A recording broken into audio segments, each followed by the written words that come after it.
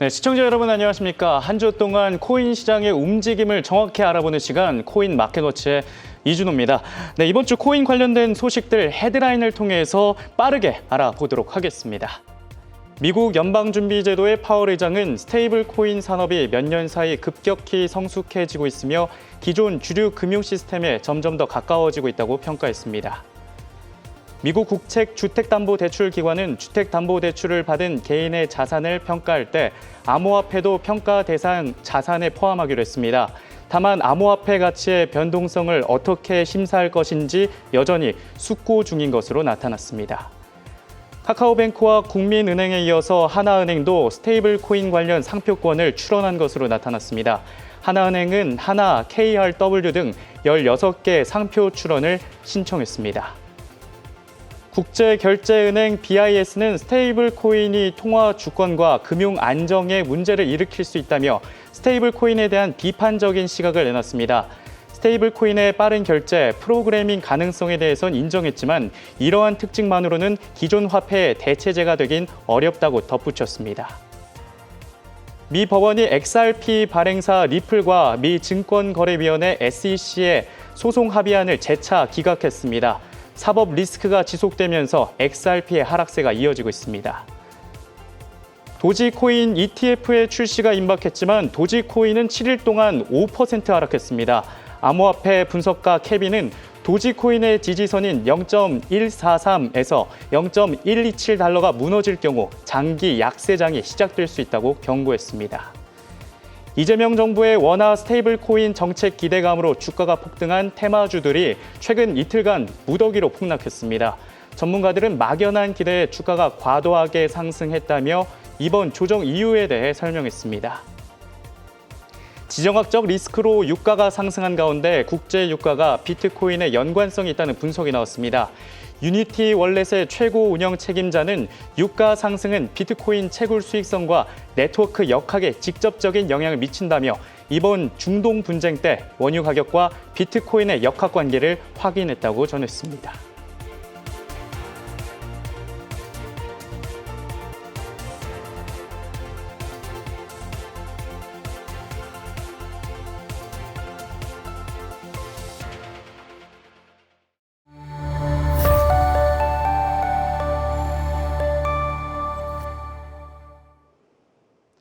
네, 이번 주 코인 관련한 소식들 헤드라인을 통해서 알아봤는데요.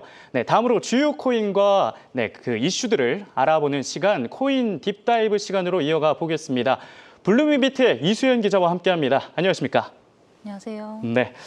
한 주 동안 정말 이 비트코인 시장, 암호화폐 시장 여러 소식이 많았는데요. 일단은 비트코인부터 살펴보도록 하겠습니다. 저희가 지표를 통해서 한번 살펴볼 텐데 이렇게 박스권을 형성하고 있어요. 아무래도 이 지정학적 리스크에 대한 하락과 상승이 반복되면서 이렇게 박스권을 형성한 것을 확인할 수 있었고, 그리고 좀 더 저희가 일주일 단위로 확대를 해봤을 때 지금 여기 보이시면 길게 피뢰침이 만들어져 있죠. 이때가 22일이었습니다. 가격이 급락했다가 다시 옆에 보시면 이게 변동성이 너무 심해요.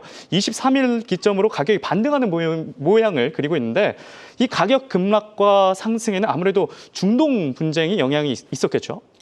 네, 맞습니다. 네, 비트코인은 지난 22일에 미국이 이란을 공습했다는 소식이 전해지면서 5월 초 이후 처음으로 10만 달러 아래로 떨어졌습니다. 네, 분명히 이제 캐스터께서도 아시겠지만 지난주 금요일에 트럼프가 2주 안에 이제 이란에 대한 공격 여부를 결정하겠다라고 그렇죠. 말했는데 이 2주가 아닌 단 이틀 만에 미국이 이란의 핵시설 3곳에 대한 공격을 감행한 거죠. 이 때문에 지정학적 리스크가 커지자 이 위험 자산에 대한 회피 심리가 발동하면서 가격이 급락한 것으로 분석됩니다. 네. 그래도 다행히도 이 이스라엘과 이란의 휴전 소식이 전해지면서 이 비트코인의 빠른 회복이 굉장히 인상적인데요. 여기에 대해서 좀 더 살펴주시죠. 네, 그렇습니다. 지난 24일이죠. 트럼프 대통령이 이란과 이스라엘의 휴전을 발표했고 이 때문에 25일에는 비트코인이 일시적으로 10만 8천 달러 선까지 회복하게 됐는데요.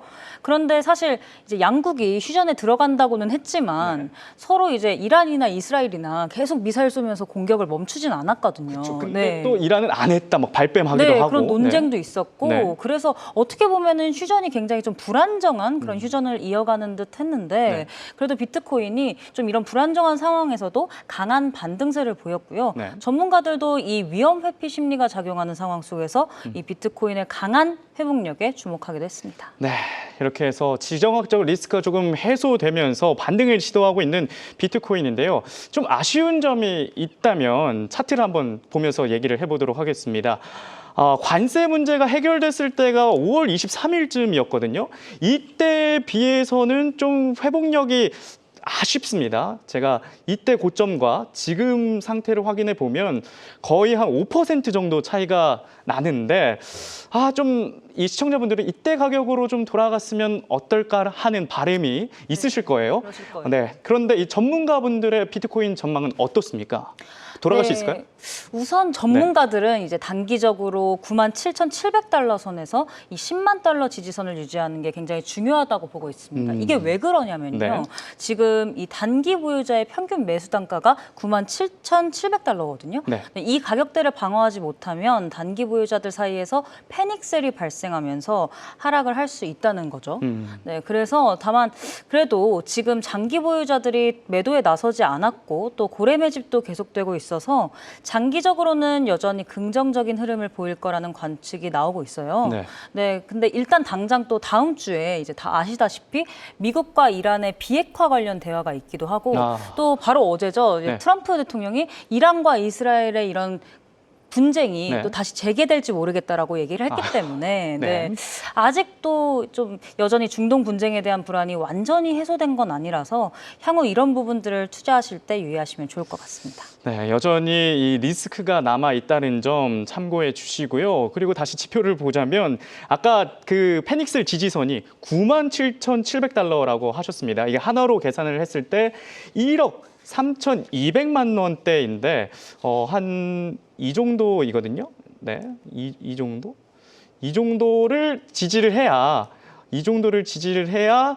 좀 비트코인이 버틸 수 있다라는 이야기를 해주셨고 그런 다음에 이제 저희가 AI 관련해서 AI를 써서 비트코인 어떻게 될지 예측을 또 하고 있죠. 한번 AI를 확인해서 비트코인 예측 결과를 확인해 보도록 하겠습니다.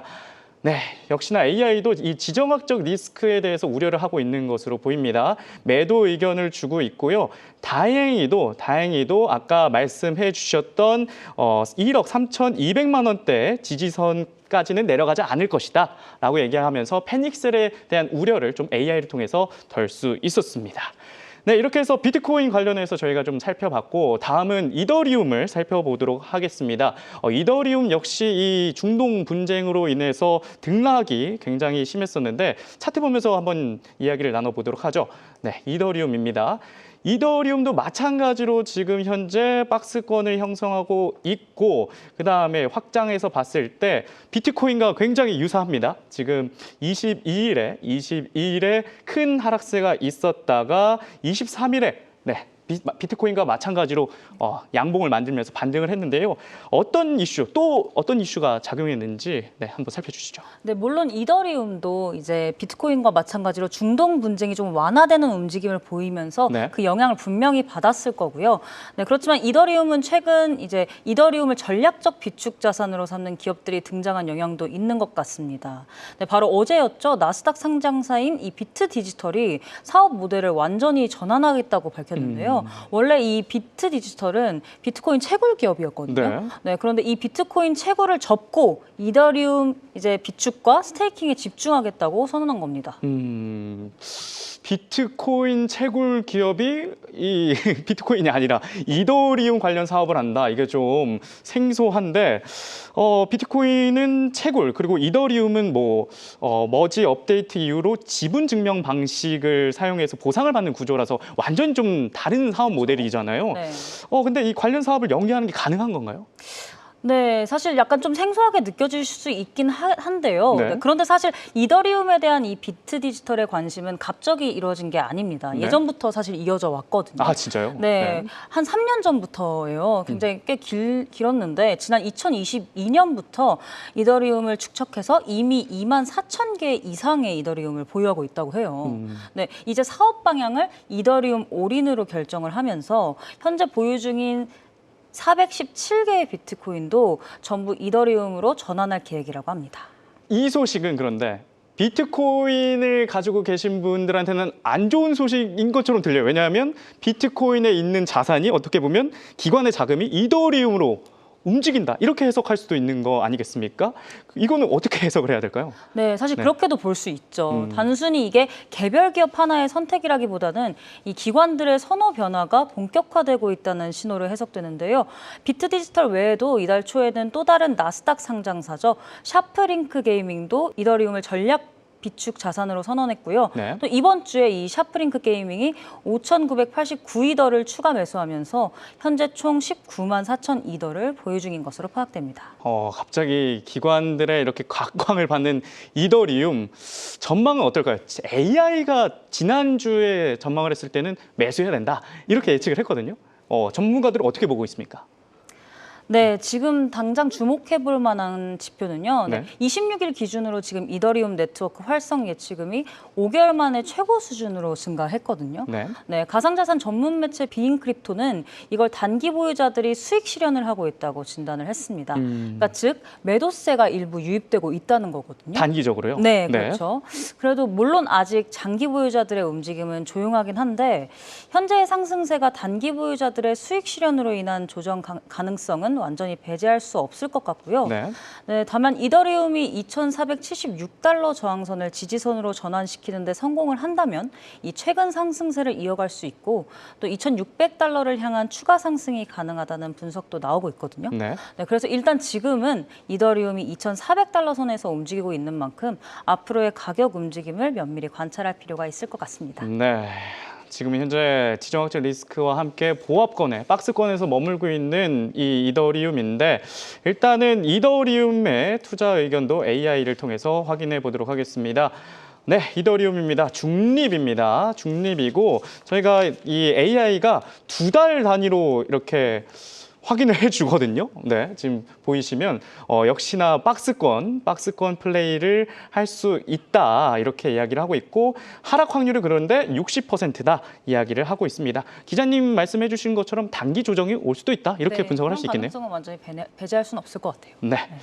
네, 이렇게 해서 리플 관련 소식도 살펴드렸고요. 다음은 저희 한국 투자자분들이 가장 좋아하는 또 제가 좋아하는 리플입니다. XRP. 일단 XRP도 차트를 보면서 확인을 해보면 굉장히 이더리움과 비슷하게 나타나고 있습니다. 확대해서 보겠습니다. 확대해서 보면 22일 날 안 좋았고 23일 날 반등하면서 유지를 하다가 지금 여기가 좀 눈여겨봐야 되는 게 다른 비트코인과 이더리움은 그래도 좀 상승세를 유지했는데 XRP만 유독 하락 음봉이 나오면서 하락세에 이어가고 있습니다. 이건 어떻게 해석할 수 있을까요? 네, 이날은 이 SEC와 리플 간의 소송에 대한 이제 중대한 변화가 나타난 날인데요. 네, 사실 제가 어제 방송을 준비를 하면서 차트를 보고 있었는데 갑자기 리플이 막 하락세를 보이는 거예요. 네네, 깜짝 놀라셨군요. 네, 깜짝 놀랐습니다. 그래서 원고를 이미 막 어느 정도 쓰고 있는데 다 바꿨거든요. 사실 어제 이 결과가 나와서. 네, 그래서 왜 그러나 했더니 바로 이 미국 뉴욕 남부지법의 아날리사 토레스 판사가 리플과 SEC가 제출한 소송 합의안을 기각했습니다. 사법 리스크 다시 발생했군요. 네, 그렇죠. 그래서 앞서 지난달에도 양측이 제출한 소송 합의안을 기각했는데 벌써 두 번째 기각인 겁니다. 네, 이 양측 합의안의 핵심 내용이 SEC가 리플에 부과한 벌금을 기존 1억 2,500만 달러에서 5천만 달러로 감액한다라는 거였잖아요. 그런데 이 법원이 이번 합의안을 기각한 이유가 뭡니까? 네, 그러니까 핵심은 이겁니다. 네, 토레스 판사는 민사 재판의 최종 판결은 공익을 위한 것이며 민간 간의 합의로 이를 무효화할 수 없다는 점을 분명히 했습니다. 실제 판결문에는 당사자들은 법원의 최종 판결에 구속되지 않기로 합의할 권한이 없다. 그리고 이번 경우는 그 기준에 한참 미치지 못한다는 표현이 포함되어 있습니다. 네. 이렇게 해서 좀 지난주에 저희가 리플의 사법 리스크가 좀 해소될 수 있지 않을까라고 했는데 더 가중화됐잖아요. 네, 어쩔 수 없이 길어질 것 같네요. 네, 그럼 앞으로의 전개는 어떻게 보고 있나요? 네, 일단은 양측의 지금 소송 진행이 길어질 가능성이 있고요. 네. 네, 3분기 안에 이 깔끔하게 결론이 날 기대감은 확실히 낮아졌다고 볼 수 있습니다. 네. 네, 그래서 결과적으로 장기적인 낙관론은 아직 유효한 상태지만 단기적으로는 이 조정 구간에 진입할 수 있다는 분석이 나오고 있습니다. 리플 이렇게 해서 사법 리스크로 인해서 단기적으로 계속해서 조정을 받을 수 있다라는 소식까지 전해주셨는데요. AI 관련해서 한번 확인해 보도록 하겠습니다. AI도 이 사법 리스크를 인지하고 있을지 리플 예측입니다. AI 예측, 네, 매도 의견을 내고 있고, 기자님, 이거는 어떻게 설명해야 될까요? 8월쯤에 폭등할 수도 있다라는 건데 지금 아직 이 사법 리스크가 장기화될 거라는 걸 AI가 인식을 못하고 있는 거죠? 8월 15일쯤에 중간 보고서를 제출하는 날이잖아요. 네. 아무래도 그거의 여부에 따라서 조금 또 변동성이 발생할 수 있다라고 보고 있는 것 같습니다. 알겠습니다.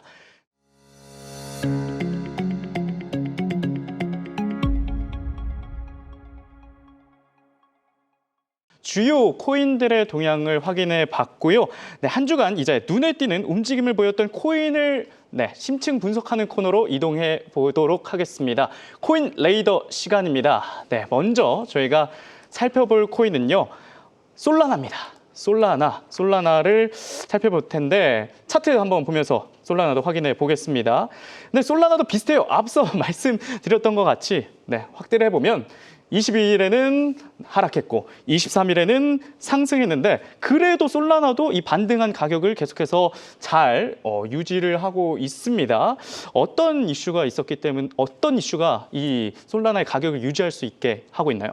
네, 지난주에도 말씀드렸다시피 솔라나는 현재 ETF 승인 가능성이 굉장히 높아진 상황인데요. 이 때문에 기관들의 관심이 커지면서 그나마 여러 불안정한 상황 속에서도 꽤 잘 버티고 있는 것 같아요. 네, 지금 최근 시카고 상품거래소 이 CME에서 솔라나의 선물 계약수가 175만 건에 달하면서 기관 자금 유입이 본격화되는 움직임을 보이고 있거든요. 그래서 이거에 대해서 분석업체 글래스노드는 기관들이 가격 반등 구간인 145달러 부근에서 적극적으로 포지션을 쌓고 있다고 말하기도 했습니다. 네, 솔라나 선물 계약수가 175만 건이라니 상승 기대감이 크고요. 또 ETF에 대한 기대감 덕분에 솔라나 꽤 분위기가 달아오를 것 같은데 그러면 앞으로의 솔라나 가격 저도 예측해 볼 수 있을 것 같아요. 좀 상승하지 않을까요? 네. 어느 정도 가능성은 있죠. 네, 일단 ETF 승인이 되면 유동성이 증가하면서 가격 상승이 발생할 것으로 많이들 예상하고 있는데요. 일부 전문가들은 올 연말에 솔라나가 사상 최고가를 경신할 수 있다는 분석을 내놓고 있습니다. 야, 사상 최고가요? 네, 저도 굉장히 기대하는 부분이긴 한데. 기도까지 하시네요. 속마음이 좀 나온 것 같아요. 굉장히 기대하고 있는데 다만 현재 솔라나 가격에 이미 ETF에 대한 기대감이 일정 수준 선 반영되었다는 점을 고려하면 생각보다 이 기대만큼 상승폭이 크지 않을 수도 있고요. 또 가격 급등 이후에는 차익 실현 물량도 늘 수 있는 만큼 투자하실 때 분할 매수나 익절 분할과 같은 이 전략적인 접근이 필요할 것 같습니다. 네, 솔라나 ETF는 7월에서 8월 상장될 수 있다고 하고요. 또 늦어지면 10월까지 미뤄질 수 있으니까 이 이슈 계속해서 체크해 나가야겠습니다. 그러면 솔라나는 과연 AI가 어떻게 예측을 하고 있을지 예측 결과 확인해 보도록 하겠습니다. 중립입니다. 중립. 좀 의아한데요. 상승이라고 저희가 예측을 했지만 여기서는 중립이라고 얘기를 했습니다. 아무래도 또 ETF에 대한 기대감이 선 반영됐다. 이렇게 AI가 분석하고 있을 수도 있겠죠? 네, 그럴 가능성도 있고요. 또 사실 이더리움 ETF도 보면 출시되고 나서 기대만큼 솔직히 결과가 조금 초반엔 좋지 않았잖아요. 그래서 이런 것들을 조금 고려해서 좀 종합적으로 보고 있는 게 아닌가 생각을 하고 있습니다. 네. 이렇게 해서 솔라나까지 저희가 살펴드렸고요. 다음은 오랜만에 저희가 다뤄봅니다. 제가 지금 접해봅니다. 왜냐하면 예전에 관심이 있었는데 한동안은 관심이 눈에 밖에 있었거든요. 시바이누입니다. 굉장히 하락세가 눈에 띕니다. 계속해서 이렇게 해서 하락하는 모습을 보이고 있는데 그런데 좀 긍정적인 이슈가 있었습니다. 최근 토큰 소각률 때문에 폭등했다라는 이런 뉴스가 있었죠. 아, 이게 토큰 소각률이 폭등을 한 거고요. 사실 가격은 조금 소폭 하락을 했습니다. 아, 네, 그렇군요. 네, 시바이누는 지난 24일 하루 만에 토큰 소각률이 무려 582% 급증하면서 이 업계의 관심을 끌었는데요. 이로 인해 시바이누의 유통량이 눈에 띄게 굉장히 줄어든 것으로 확인이 됐습니다. 네. 근데 여기서 토큰 소각이라는 단어가 굉장히 생소하신 분들도 계실 텐데, 예를 들면 뭐 자사주 소각 이런 느낌입니까? 공급량 약간 줄이는? 네, 맞습니다. 어떻게 보면 비슷하다고 볼 수 있는데요. 네. 이 토큰 소각이란 말 그대로 발행된 토큰을 영구적으로 없애는 것입니다. 네, 보통 사용하는 방법을 지갑 주소 중 아무도 접근할 수 없는 주소로 이제 전송을 해서 더 이상 유통되지 못하게 하는 방식을 많이 사용을 하는데요. 이렇게 되면 시장에 풀려 있는 공급량이 줄어들기 때문에 토큰 한 개의 희소성이 높아지고 또 그에 따라 가치도 올라갈 수 있다는 기대가 생기는 거죠. 네. 수요와 공급 법칙에 따르면 공급이 줄어들면 가격이 오르는 거잖아요. 네, 그렇죠. 그러면 이 시바이누 이 코인의 가격이 올라야 되는데 아까 지표 봤듯이 계속 우하향하는 모습을 보였습니다. 왜 이렇게 하락을 한 거죠? 네, 맞아요. 지난 일주일간 시세는 약 2% 정도 하락했고 네. 중간에 급등락도 꽤 심했습니다. 네, 이는 이제 시장이 이 소각 이슈 자체보다는 전체 밈코인 섹터의 수급 불안이나 이 거래량 위축을 더 크게 반영하고 있는 것으로 보입니다. 특히 시바이누처럼 이 시총이 큰 밈코인의 경우 단발성 소각 이벤트로는 당장의 가격 상승을 기대하기는 어렵거든요. 그래서 현재는 밈코인 전반의 약세로 전환됐다는 점에 유의하셔서 투자를 결정하시면 좋을 것 같습니다. 네. 밈코인 전반의 약세 때문에 시바이누가 하락세를 면치 못하고 있다라는 이야기 해주셨는데요. AI는 어떻게 생각하고 있을까요? AI도 밈코인의 열풍이 줄어들었다고 생각을 하고 있을까요? 확인해 보도록 하겠습니다. AI도 그렇게 생각하고 있는 것 같습니다. 매도 의견 주면서 예상 수익률은 9%까지 하락할 수 있다. 그리고 하락 확률은 60%이고 계속해서 우하향 곡선을 예측하고 있습니다. 네, 이렇게 해서 시바이누까지 저희가 확인해 봤고요. 이번에는 세이코인 한번 확인해 보도록 하겠습니다. 차트가 사실 좀 두근두근되는 차트인데 차트 한번 확인해 보시죠. 차트 보시면 현재 지금 일주일 만에 이렇게 급등락을 한 모습을 볼 수 있었습니다. 그리고 이게 차트가 약간 미국 서클 차트 같아요. 네. 그래서 일주일간 34% 넘게 상승하면서 눈에 띄는 성과를 보였는데 왜 이렇게 된 겁니까? 미국 와이오밍주에서 자체 스테이블 코인을 발행하겠다고 발표했는데 이 세이가 발행 블록체인 후보로 올랐거든요. 이 점이 굉장히 크게 작용한 것 같습니다. 그러면 만약 이 와이오밍주 스테이블 코인 발행에 세이가 정말 사용했다면 방금 아까 그 급등보다도 더 큰 급등을 저희가 기대해 볼 수 있는 거 아닌가요? 네, 그럴 가능성도 있죠. 네. 굉장히 장기적인 호재로 작용할 수도 있는데 네. 만약 와이오밍주에서 스테이블 코인 발행에 세이가 진짜로 채택되면 이 실사용 기반을 확대할 수 있는 거니까요. 다만 지금 세이뿐만 아니라 솔라나나 이더리움 같이 주요 블록체인도 후보에 오른 상태거든요. 네. 그래서 경쟁이 좀 치열할 것 같아요. 그래서 해당 이슈가 장기 호재로 작용할 수 있을지는 조금 더 지켜봐야 할 것 같습니다. 네, 세이가 진짜 스테이블 코인으로 뭔가 선정이 된다면 더 폭등할 수 있을 것 같은데 한번 세이의 차트 저희가 AI 예측을 통해서 확인해 보도록 하겠습니다. 세이입니다. 세이 과연 예측 결과 매수 의견이네요. 와, 상승을 한다고 보는 거죠, 지금? 그렇죠. 네. 이렇게 봤을 때 거의 한 8월 3일부터 급등세가 이어질 수 있다. 8월이 기대되는데요. 물론 그 이슈가 들어맞아야 그렇죠. 이렇게 상승하겠지만 어쨌든 AI는 8월쯤에 세이가 급등할 수 있다. 이렇게 예측을 하고 있습니다. 네, 이렇게 해서 저희가 세이 코인까지 확인을 해봤고요. 마지막으로 넴 코인 관련해서 차트를 보면서 이야기 나눠보도록 하겠습니다. 차트를 보시면 넴은 하락하고 있는데요. 네, 이게 하락폭이 이날 많이 하락했고 또 제가 등락폭을 확인해 드리자면 얼마나 하락했는지 보시면 이때부터 이날까지니까 거의 지금 70% 하락폭을 나타내고 있습니다. 최근 업비트 상장 폐지 이슈로 큰 하락을 보였다고 하는데 이 내용에 대해서도 좀 살펴주시죠. 네, 이달 초 업비트가 7월 3일부터 램 거래 지원을 종료한다고 발표하면서 가격 급등락을 반복하고 있습니다. 실제로 상장 폐지 발표 직후에는 11원대까지 급락했고요. 현재는 가격이 7원대까지 떨어진 상황입니다. 네. 네, 보통 상장 폐지가 발표되면 이 상폐빔이라고 불리는 가격 급등락이 동반되고는 하는데요. 그렇죠. 네, 특히 국내 거래소 상장 폐지는 해당 코인의 국내 투자 기반을 붕괴시킬 수 있어서 굉장히 타격이 큽니다. 네.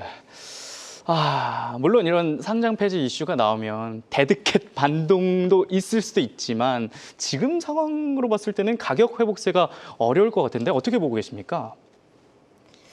네, 단기적으로는 어려울 것 같긴 합니다. 네. 네, 일단 거래소에서 상장 폐지될 경우에는 이 매수와 매도 수요 자체가 급감하거든요. 네, 물론 글로벌 거래소에서 재평가될 가능성도 있긴 하지만 램은 최근 몇 년간 뚜렷한 개발 업데이트도 없었거든요. 네. 네, 그래서 투자 매력도 자체가 굉장히 낮아진 상태라서 네. 이런 부분들을 투자에 유의하시면 좋을 것 같습니다. 네, 이렇게 해서 솔라나, 시바이누, 세이코인, 램 코인까지 살펴봤습니다. 이수연 기자와 한 주 동안 눈에 띄었던 코인까지 살펴봤는데요. 한 주 동안 코인 시장 움직임을 정확히 또 낱낱이 파헤치는 시간 코인 마켓워치 저희는 다음 주 이 시간에 다시 찾아뵙도록 하겠습니다. 고맙습니다.